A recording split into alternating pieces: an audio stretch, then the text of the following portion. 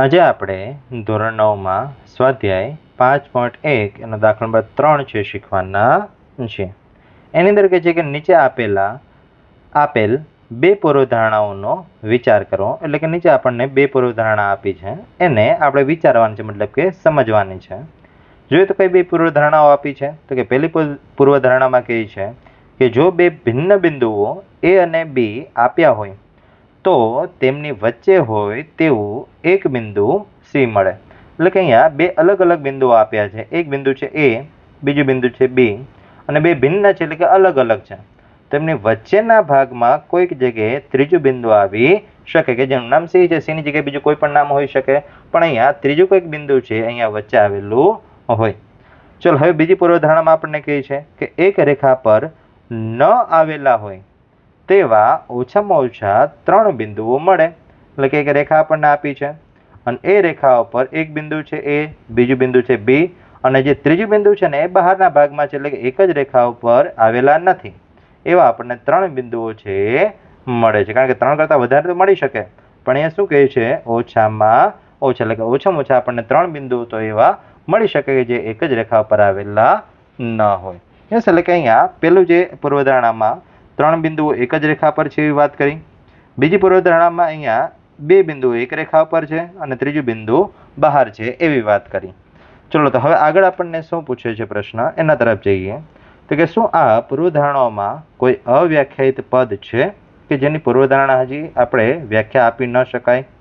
પછી બીજો પ્રશ્ન છે કે શું આ પૂર્વધારણાઓ સુસંગત છે?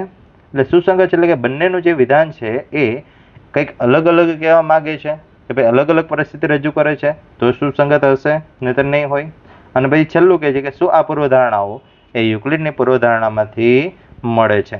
યસ, એટલે કે અહીંયા આપણને પૂછે કે ભાઈ જો આવી કાંઈ યુક્લિડની પૂર્વધારણામાં તમે કંઈ ભણ્યા હતા? તો કે ના, આવું કાંઈ યુક્લિડની પૂર્વધારણામાં આવતું નથી. યસ, તો હવે આ ત્રણેયના જવાબ આપણે લખી નાખીએ. એટલે લખીએ ઉકેલમાં. પહેલાનો ઉકેલ પહેલા લખીએ કે શું પૂછ્યું હતું કે કયા કયા અવ્યાખ્યાયિત પદ છે? તો લખીએ કે અવ્યાખ્યાયિત પદ કયા કયા છે?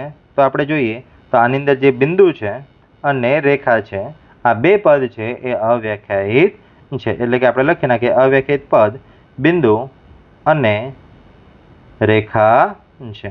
યસ, એટલે બિંદુ અને રેખા આ બંને અવ્યાખ્યાયિત પદ છે. પછી હવે બીજાનો જવાબ લખીએ તો શું આ પૂર્વધારણાઓ સુસંગત છે? તો કે હા, સુસંગત છે, કારણ કે બંનેનો કહેવાનો મિનિંગ છે, અર્થ છે, એ બેનો અલગ અલગ છે. એટલે લખીએ કે આ બંને પૂર્વધારણાઓ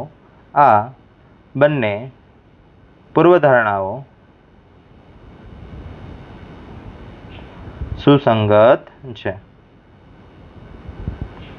ચલો, હવે પછી આગળ આપણને કહે છે કે ત્રીજો પ્રશ્ન કે શું આ પૂર્વધારણાઓ એ યુક્લિડની પૂર્વધારણામાંથી મળે છે?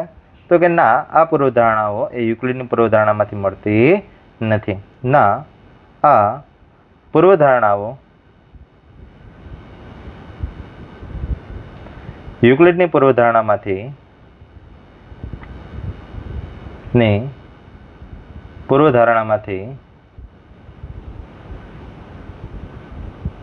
મળતી નથી.